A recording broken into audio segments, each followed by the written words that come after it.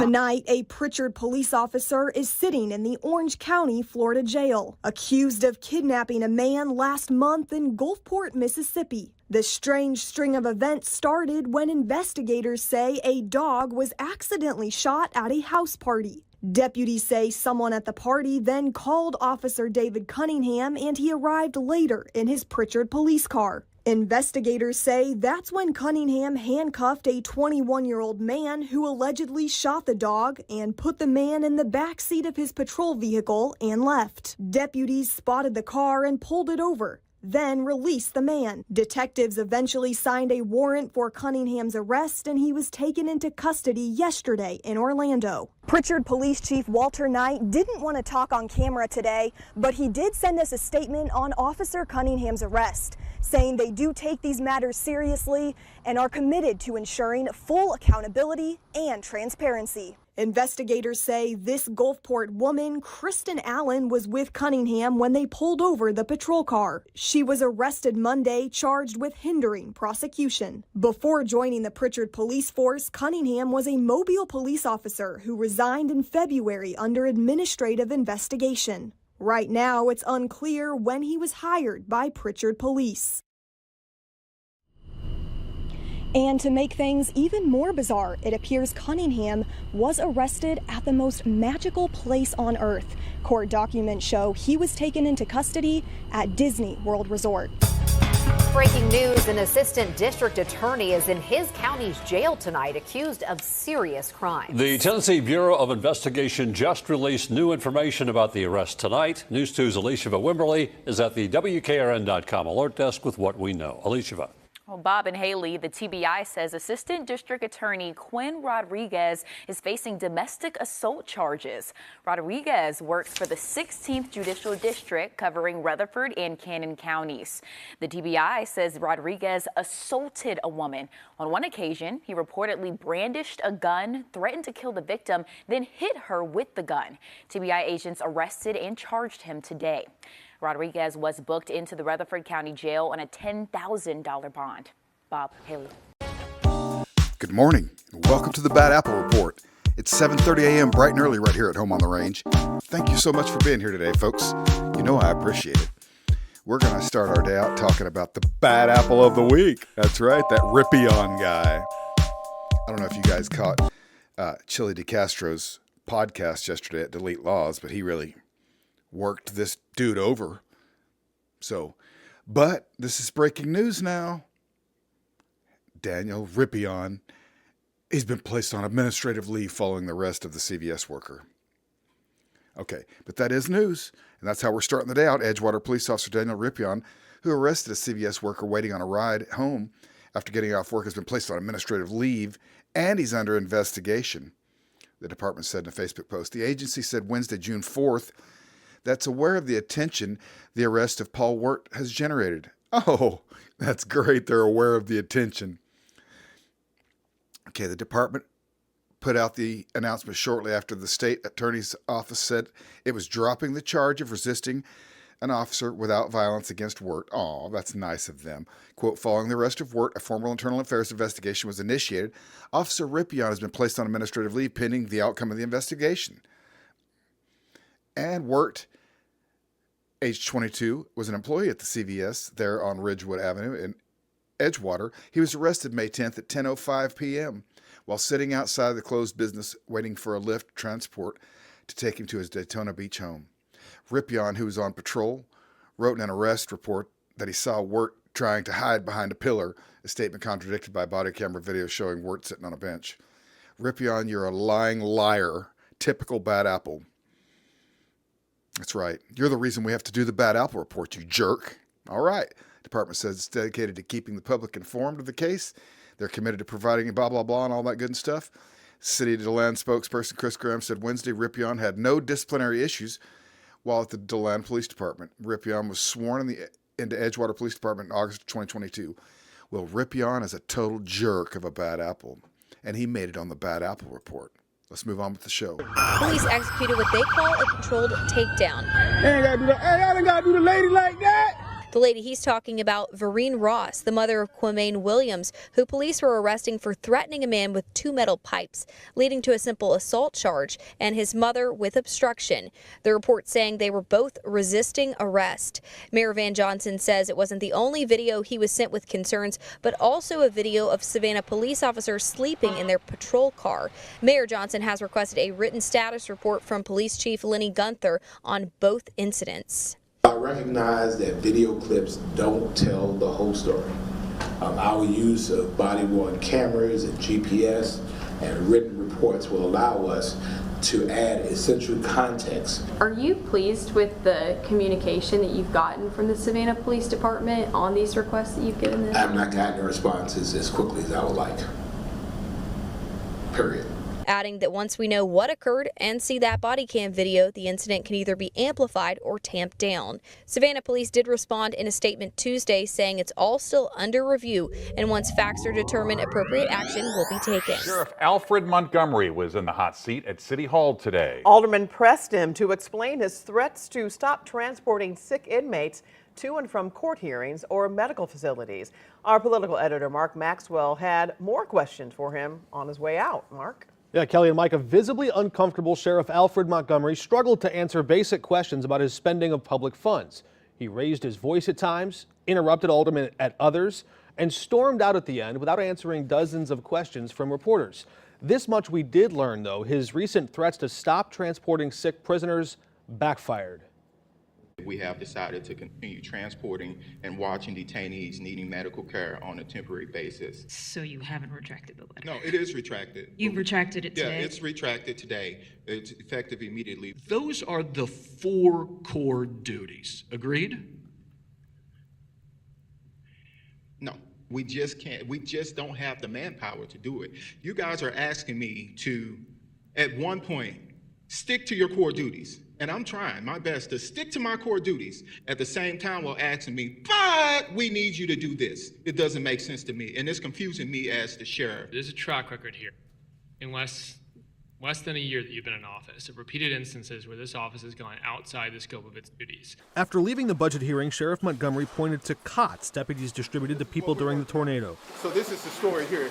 There's a sheriff who's standing on business when there's a crisis here in our city. When asked if that was part of his job, it's like a gray area when it comes to the city of St. Louis Sheriff's Office. But to threaten to stop the transportation of detainees who need medical care while simultaneously using a sheriff personnel and vehicle to pick up and drop your kids off at school, can you see why that's a little hard to swallow? I'm glad you mentioned that. I just want to put on the record that I will never use the city dime to pick up my children at all.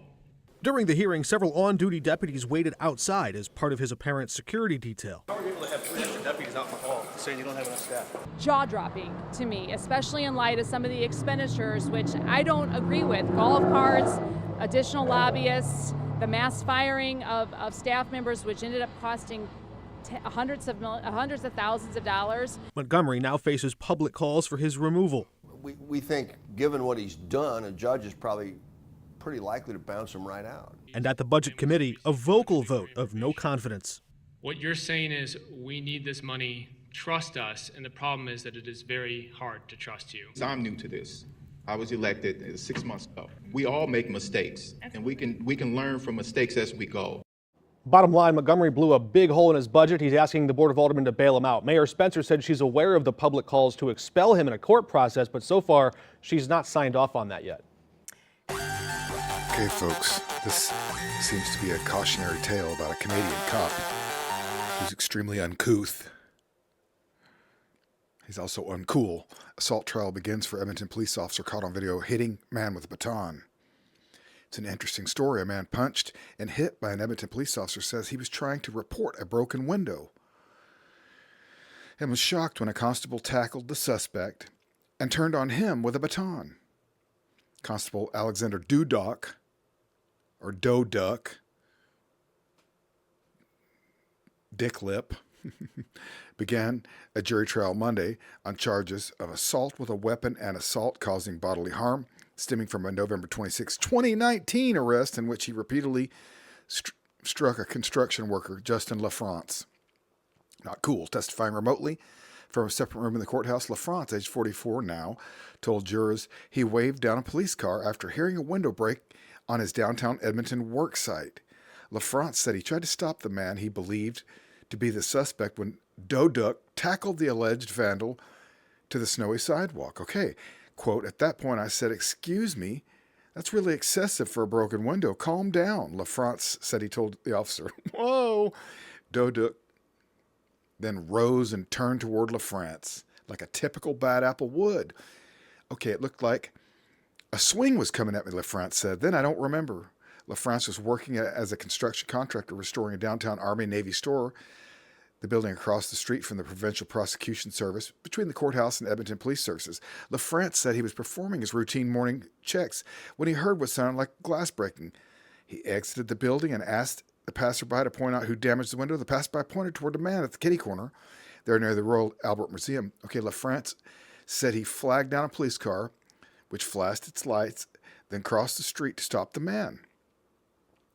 Okay, jurors were shown multiple security videos of the incident, which began on the sidewalk parallel to the museum on the bus's driveway. Okay, the officer, identified as Doduck, is seen throwing the alleged glass breaker to the ground, then handcuffing him. LaFrance testified he was bothered by the officer's reaction. He said he just tapped on the shoulder to try to get his attention. Ooh, don't do that. LaFrance said that he wanted to talk to the suspected vandal and for police to generate a file number so he could give it to his employer. LaFrance said he told Doduck he wasn't sure the man he was arrested was the person who damaged the window. But it says, quote, I had no intention of anybody getting injured that day. Well, a second video taken from the alleged vandal was in handcuffs, shows LaFrance on his knees with Doduck holding his arm. Doduck appears to punch LaFrance. Okay, we've seen all the video. LaFrance said he repeatedly tried to talk to Doduck without success, and as far as he remembers, he and Doduck did not speak during the melee. Okay, after the arrest, LaFrance was taken to the hospital and charged with assaulting the officer. Okay, there's a bunch of more to read about this, and he's looking pretty beat up. Okay, defense lawyer Dino Batos painted another picture suggesting LaFrance recklessly chased down the alleged glassbreaker, swore and threatened at him, then resisted when Doduck attempted to resist. Oh, defense lawyers are such losers. Okay, there's a bunch more to it, but it looks like we've got ourselves a Canadian bad apple, and he's on trial now. And LaFrance, whose charges were ultimately dropped, also admitted to posting the video of the arrest on his Facebook page. It's a violation of evidence disclosure rules. Uh-oh. Doduck is not in custody and remains an Edmonton police officer to this day. Oh, Doduck. You're a bad apple, Doduck. Thanks for being here, folks. Let's move on. A former Army soldier at Fort Stewart has been convicted of sexually abusing 2 children today. These assaults happened while on post. That's according to the U.S. Attorney General's office for the Southern District of Georgia. 32-year-old Austin Michael Burak, originally from Oak Harbor, Washington, was convicted of abusive sexual contact of a child or attempt and aggravated sexual abuse of a child or attempt following a jury trial. Burak was arrested by the FBI originally. Now, these crimes happened in August of 2017 with 2 different children. He faces up to 30 years in prison and is awaiting sentencing. Where the are my children? Whoa. Shots fired! Shots fired! Shots fired! 366, shots fired!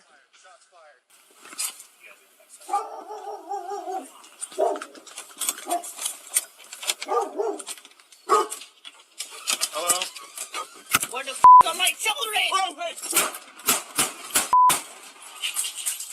Shots fired! Shots fired! Shots fired! 366, shots fired! Shots fired. Casper Police Department, anybody else in here, call out. She still has gun. Let's wait for some more. Gun might be at her foot. Any units responding, I need a shield to the front door. Front door. There's no any more.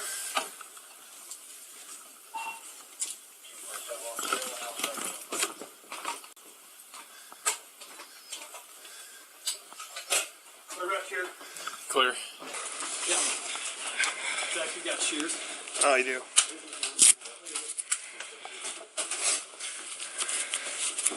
Okay, I'm gonna get gloves real fast. You got med bag? Yep. Do you guys need anything? I know what you guys need, dude.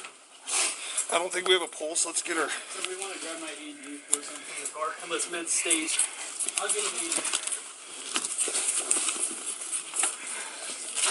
Okay. Yeah. Chest seal. We got one GSW to the chest, center mass. Chest seal. I don't think she's breathing, but. Go ahead and start. Yeah. CPR. We got no. We'll plug it first.